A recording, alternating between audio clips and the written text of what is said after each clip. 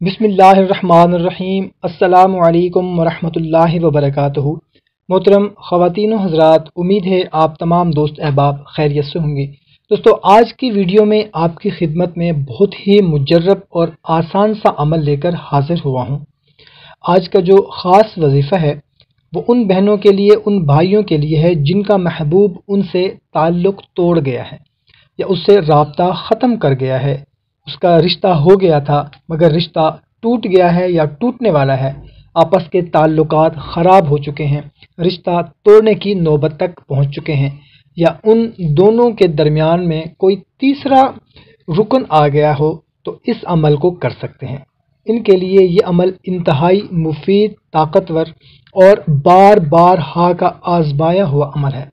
तो दोस्तों, इस ख़ास अमल को करने के लिए कोई भी ख़ास दिन मुकर्रर नहीं है, लेकिन कोई भी वजीफ़ा करें तो उसके लिए आपका पाक साफ होना इंतहाई ज़रूरी है।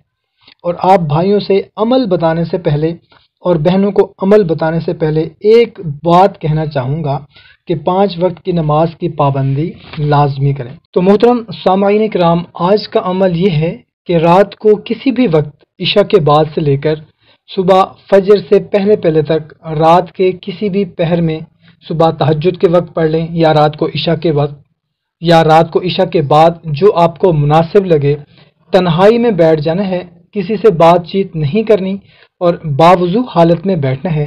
अव्वल व आखिर 3 मरतबा दरूद इब्राहिमी पढ़ना है और दरमियान में अल्लाह ताला के ये 2 नाम, या गफ़ारो या क़हारो, या गफ़ारो या क़हारो 333 बार पढ़ने हैं और तसव्वुर में, जहन में अपने महबूब को रखते हुए अल्लाह के हुजूर दुआ करनी है। और इस अमल को बग़ैर नागा के 7 दिन मुकम्मल करना है।